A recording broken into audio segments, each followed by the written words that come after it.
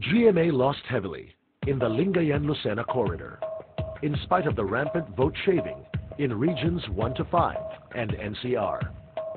In order to win, she needed more than just the additional 951,695 voters in the PCIB area.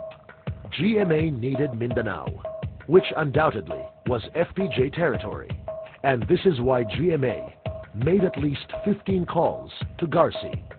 On May 29, 19 days after the elections, we have this conversation between GMA and Garci. Hello? Hello, ma'am. Good morning. Okay, ma'am. Mas mataas po siya, pero mag-compensate ko sa Lanao yun. So, will I still lead by more than 1M? More or less, it's that advantage, ma'am. Parang ganun din ang lalabas. It will not be less than 1M? Pipilitin mo natin niya, pero as of the other day, it's 982.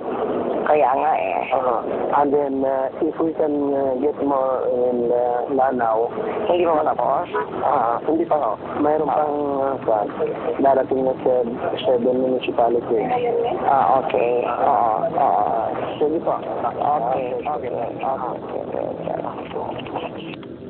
GMA called Garciliano at least 15 times between May 26 and June 10, 2004, well after the elections were over. The following slides illustrate the result of those calls.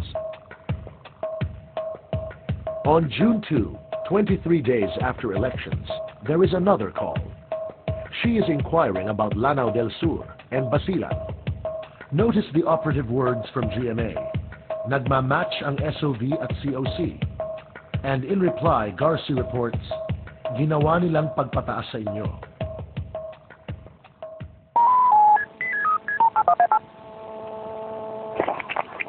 Hello, ma'am. Hello.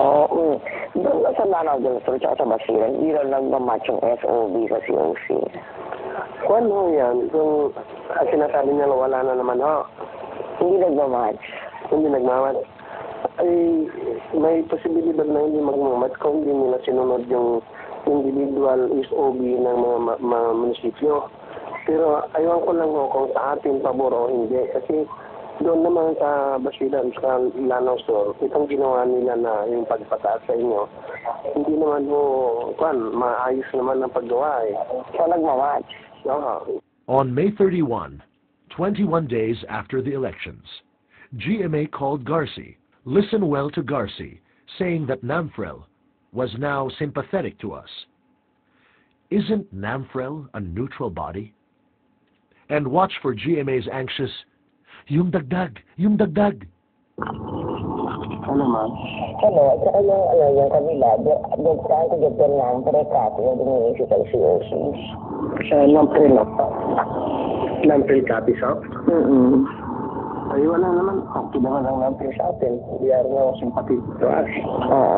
Pero we just have to make sure that NAMFREL doesn't value. Pero yung they're trying to get that. We will get in advance. Kapir mo natin kung ano nila. Okay. Another call was made on June 4, 25 days after the election. Listen carefully. GMA actually addresses Garci by name. We also hear the name of Dalidig, Lanao del Sur Provincial Chairman for NAMFREL. Take note of how Garci sets up his people to do his bidding. Hello, Garci. Ma'am. Ano gawin natin doon sa NAMFREL test company, yung NAMFREL Lanao del Sur? Inaano ko, mayroon na akong kopya ng isinax ni Dalidig, ni Nomong, yung kay Dalidig.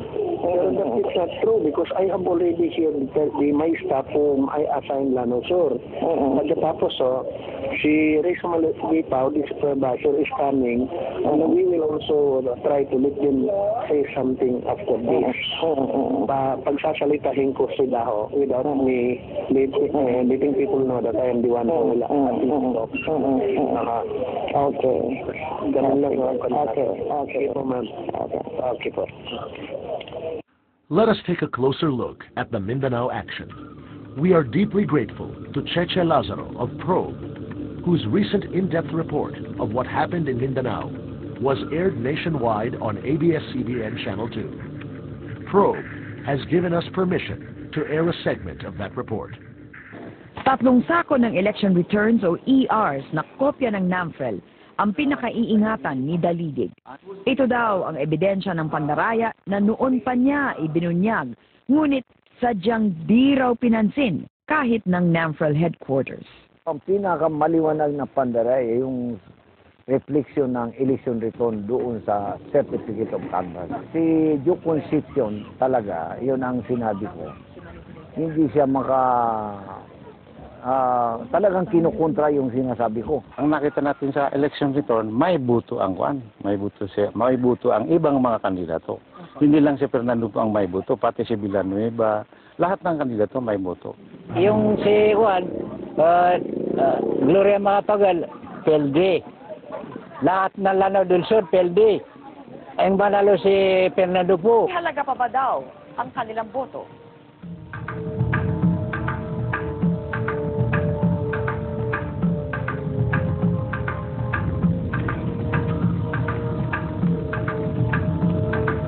On May 28, 18 days after the elections, GMA again called Garci.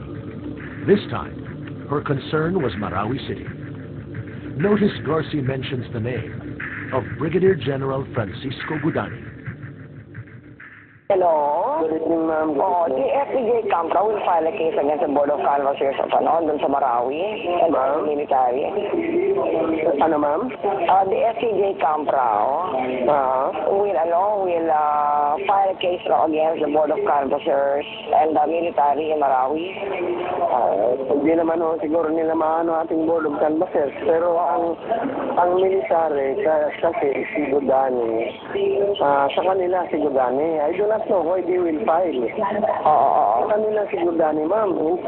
That's why I had to work with General Esperon and General Tiamco na at that time, pinalitan namin si Gudani for a while. Kaya pero bakit nila papailan yung mga military na sa kanila lahat?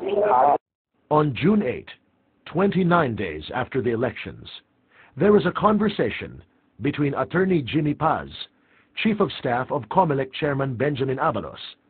Once again, we hear the name of Brigadier General Gudani. Listen carefully. Boss, nakatanggap ako ng certification ngayon dito galing sa mga bata natin sa Nao. Nag-failure na naman pala dahil kay Gudani. Nga eh. Total na sino ba yung Gudani? Ba't pinun yun? Ayun ang pinaalis ko. Oo nga, ba't ang doon na paano to? Bumalik na naman. Kaya nga, ayaw makialam si First Gentleman dyan. Sabi ko nga, pinasabihan ko kay Ruben Reyes na paalisin na lang yan. Putangin tarantang talaga to? Oo, pinaalis ko yan eh. Pero after 3 days after the elections, bumalik man dyan. Okay. Ang nilagay ko yan, si Colonel Perino, through General Esperon at si General Tiamco.